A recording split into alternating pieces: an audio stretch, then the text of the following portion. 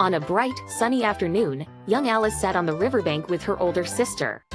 She was growing bored with the book her sister was reading, as it had no pictures or dialogues. Suddenly, Alice noticed a white rabbit, surprisingly wearing a waistcoat and holding a pocket watch, muttering to itself about being late.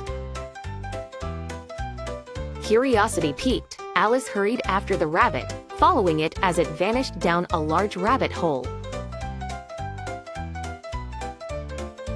Without hesitation, she crawled in after it, only to find herself tumbling down an unusually long and strange tunnel. During her fall, she passed by cupboards, bookshelves, and strange pictures hanging upon pegs. Landing softly, she found herself in a peculiar hallway lined with doors. The rabbit had disappeared, but Alice's exploration led her to a small glass table with a tiny gold key. She discovered that the key would open a small door leading to a gorgeous garden, but she was too big to get through. On the table, she discovered a bottle labeled "Drink Me." She was hesitant, but the fragrance was inviting, and the label was personally addressed to her, so she decided to drink it. Instantly, she began to shrink down to a tiny size, perfect for entering the door. However, to her distress, Alice realized she had left the key back on the table, now beyond her reach. Her eyes fell on a box under the table containing a cake marked "Eat Me." With a bite, she grew massively, filling the room. After trying different combinations of shrinking and growing by sipping and nibbling, she finally managed to get into the enchanting garden.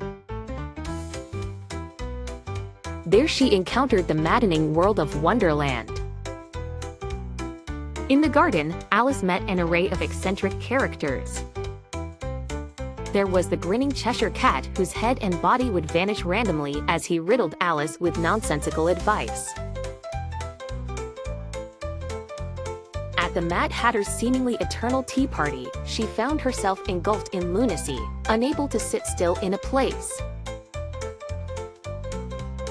Alice then encountered the Queen of Hearts, known for her unpredictable temper and frequent cries of "off with their heads." Despite her fiery temper, Alice played croquet with her, using live flamingos as mallets and hedgehogs as balls. During a peculiar courtroom scene, Alice courageously stands up against the false accusations. Gradually, the absurdity closed in on her, and she felt herself being drawn back into reality. Suddenly, she awoke back on the grassy bank. Alice realized her adventure through Wonderland was nothing more than a peculiar daydream.